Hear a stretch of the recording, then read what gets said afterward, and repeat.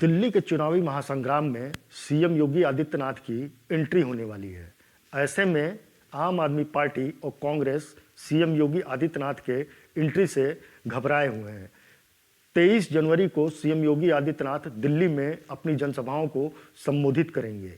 वो भी हिंदुत्व के मुद्दे को लेकर के जिस तरीके से महाराष्ट्र और हरियाणा के अंदर सीएम योगी आदित्यनाथ ने अपनी जनसभाओं को संबोधित किया था, जिसका एक करिश्माई परिणाम जो है हरियाणा और महाराष्ट्र के चुनाव में देखने को मिला है। तो साथियों, हमारा वीडियो आज का यही आपको बताने वाला है कि किस तरीके से सीएम योगी आदित्यनाथ ने हरियाणा और महाराष्ट्र के चुनाव को पूरा पलट करके रख दिया था।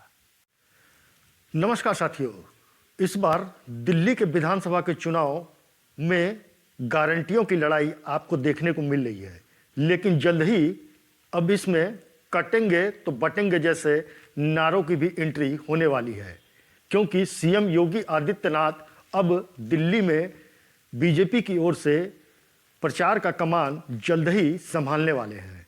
ऐसे में जो 26 सालों से भारतीय जनता पार्टी के लिए दिल्ली में राजनीति में सूखा पड़ा हुआ था, उस सूखे को करिश्माई अंदाज में योगी आदित्यनाथ दूर करने के लिए पहुंचने वाले हैं। जिस तरीके से महाराष्ट्र और हरियाणा के अंदर सीएम योगी का जादू चला था, ठीक उसी तरीके से कुछ master plan Bharatiya Janata party ने जो है सीएम योगी आदित्यनाथ को लेकर के दिल्ली में किया है।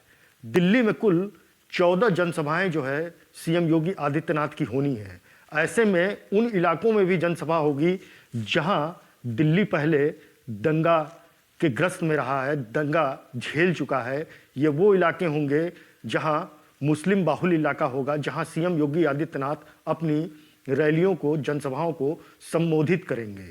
लेकिन पहले आपको यह समझना होगा कि आखिर कटेंगे तो बटेंगे का नारा आखिर हिट क्यों हुआ और हिंदुओं को एक मंच पे ला करके खड़ा किया।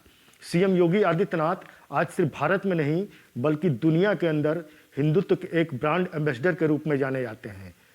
महाकुंभ के बिजी शेड्यूल के बीच में भारतीय जनता पार्टी ने जो है सीएम योगी आदित्यनाथ के जनसभाओं को जो है अलग अलग जगह पे जो है करने की तैयारियां पूरी कर ली है। जो स्टार प्रचारकों की सूची आई है उसमें भी योगी आदित्यनाथ का नाम शामिल है। शायद दिल्ली की बागडोर को संभालने में प्रधानमंत्री नरेंद्र मोदी और अमित शाह ने जिस तरीके से पिछले 10 सालों में मेहनत किया, लेकिन उसका कुछ परिणाम जो है सकारात्मक नहीं हो पाया। लेकिन वहीं महाराष्ट्र की अगर बात किया जाए और हरियाणा की बात किया जाए तो जितनी भी जनसभाएं सीएम योगी आदित्यनाथ ने की, उनका स्ट्राइक रेट जो रहा, विनिंग स्ट्राइक रेट जो रहा, वो 80% से ऊपर का रहा। तो इससे आप समझ सकते हैं कि दिल्ली की राजनीति में आने वाले समय में जब योगी आदित्यनाथ की एंट्री होंगी तो विपक्षी जरूर घबराएंगे। हरियाणा और महाराष्ट्र चुनाव के कुछ महत्वपूर्ण आंकड़े हैं जहां जहां सीएम योगी आदित्यनाथ ने अपनी जनसभाएं की थी, रैलियां की थी, उसके बारे में आपको बताते हैं। हरियाणा में कुल 14 विधानसभा सीटों पर जो है सीएम योगी आदित्यनाथ ने अपनी जनसभा को किया था, जिसमें 9 सीटों पर भारतीय जनता पार्टी ने बम्पर जीत हासिल की थी। यानी उनका जो सक्सेस रेट है, विनिंग स्ट्राइक रेट है, वो करीब 64% का है। वहीं महाराष्ट्र में 23 प्रत्याशियों के लिए जो है सीएम योगी आदित्यनाथ ने कैंपेनिंग किया था और लगभग 30 सीटों पर जो है सीएम योगी आदित्यनाथ के इन जनसभाओं का जो है इफेक्ट पड़ा था और 22 सीटों पर जो है भारतीय जनता पार्टी ने बम्पर जीत हासिल की थी। लेकिन इन्हीं तमाम सीटों पर अगर बात किया जाए लोकसभा चुनाव की, तो लोकसभा चुनाव में जो है महाविकास अघाड़ी ने जो है करारी शिकस्त जो है भारतीय जनता पार्टी को दी थी। तो इससे आप समझ सकते हैं कि महाराष्ट्र के 30 सीटों में से 22 सीटों पर जो है भारतीय जनता पार्टी ने सीएम योगी आदित्यनाथ के जनसभाओं की वजह से जो है जीत हासिल की। ऐसे में उनका जो स्ट्राइक रेट रहा, विनिंग स्ट्राइक रेट रहा, वो करीब 84% का रहा। अगर इन दोनों हरियाणा और महाराष्ट्र के विनिंग स्ट्राइक रेट को अगर मिला दिया जाए तो कुल मिला के करीब जो है 80% के ऊपर का उनका स्ट्राइक रेट है सीएम योगी आदित्यनाथ का। शायद इसी वजह से जो है दिल्ली के विधानसभा चुनाव में महाकुंभ के बिजी शेड्यूल होने के बावजूद भी जो है सीएम योगी आदित्यनाथ जो है कुल 14 जनसभाएं जो है दिल्ली के अंदर करेंगे।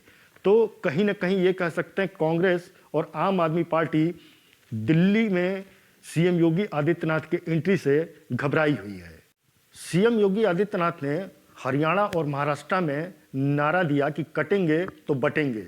उसी नारे को प्रधानमंत्री नरेंद्र मोदी ने आगे बढ़ाया कि एक है तो सेफ है। मतलब इससे आप समझ सकते हैं कि प्रधानमंत्री नरेंद्र मोदी ने भी सीएम योगी आदित्यनाथ के नारे को आगे बढ़ाया हरियाणा और महाराष्ट्र के चुनाव में। दरअसल जो जाति पॉलिटिक्स की जो राजनीति जो है पार्टियों के द्वारा जो खेली जाती है, उसका एक बहुत बड़ा काट इस सिर्फ ये कटेंगे तो बटेंगे नारे में छिपा हुआ था। इसी नारे की वजह से जो है महाराष्ट्र में और हरियाणा में सीएम योगी ने अपना करिश्माई प्रदर्शन विनिंग स्ट्राइक रेट के जरिए सबको दिखाया है। सीएम योगी आदित्यनाथ हरियाणा और महाराष्ट्र के चुनाव में अयोध्या के राम मंदिर का मुद्दा भी लगातार उठाते रहे हैं। थी भारतीय जनता पार्टी की सरकार बनी और रामलला का दिव्य और भव्य मंदिर अयोध्या में बन गया। ऐसे में करोड़ों श्रद्धालु जो है अयोध्या में रामलला का दर्शन करने के लिए पहुंच रहे हैं। और साथ में जिस तरीके से महाकुंभ के मैनेजमेंट को जो है वैश्विक स्तर पे जो है सीएम योगी आदित्यनाथ ने दर्शाया है, दुनिया भर के लोग जो है महाकुंभ में संगम नगरी में स्नान करने के लिए पहुंच रहे हैं। 2 स्नान बीत चुका है और जिस तरीके से सीएम योगी आदित्यनाथ का मैनेजमेंट रहा है महाकुंभ में, ये कह सकते हैं कि वो पूरी दुनिया के लिए एक मिसाल कायम करता हुआ दिखाई पड़ रहा है। उसमें दिल्ली की भी जनता काफ़ी होगी जो महाकुंभ में स्नान करने के लिए, माँ गंगा में डुबकी लगाने के लिए प्रयागराज की नगरी में पहुंच रही होंगी या फिर वो पहुंच करके वापस जा चुकी होंगी। तो कहीं ना कहीं जो एक सीएम योगी आदित्यनाथ का इतने बड़े आयोजन को लेकर के मैनेजमेंट है, उससे जरूर वो कुछ ना कुछ प्रभावित होंगे। दूसरी तरफ अगर बात किया जाए सीएम योगी आदित्यनाथ के नारे की, तो कटेंगे तो बटेंगे ये नारा कहीं ना कहीं उत्तर प्रदेश के उप विधानसभा चुनाव में भी देखने को मिला था, जिसका इफेक्ट ये हुआ कि भारतीय जनता पार्टी ने अच्छी सीटों पे अपनी जीत को हासिल किया। दरअसल दिल्ली के अंदर पूर्वांचल, बिहार और झारखंड और यूपी के तमाम ऐसे लोग रहते हैं झुग्गियों में, मलिन बस्तियों में, जिनका सीधा सरोकार जो है इस नारे की वजह से जो है सीएम योगी आदित्यनाथ से कनेक्टिविटी होने से वहाँ पे दिल्ली में भारतीय जनता पार्टी को इसका फ़ायदा मिल सकता है। अगर उनकी जनसभाओं की बात किया जाए तो 23 जनवरी को जो है सीएम योगी आदित्यनाथ की दिल्ली में एंट्री हो रही है। उनकी 3 जनसभाएं जो है 23 जनवरी को होंगी, 28 जनवरी को 4 जनसभाएं होंगी, 30 जनवरी को जो है 4 जनसभाएं होंगी और 1 फरवरी को जो है 3 जनसभाएं। साथियों, दिल्ली विधानसभा चुनाव में तमाम वीडियोस हम आपके लिए लेकर के आ रहे हैं और ऐसे में अगर आपको हमारा वीडियो पसंद आता है तो इसको लाइक करिएगा, शेयर करिएगा और चैनल को सब्सक्राइब जरूर करिएगा। नमस्कार।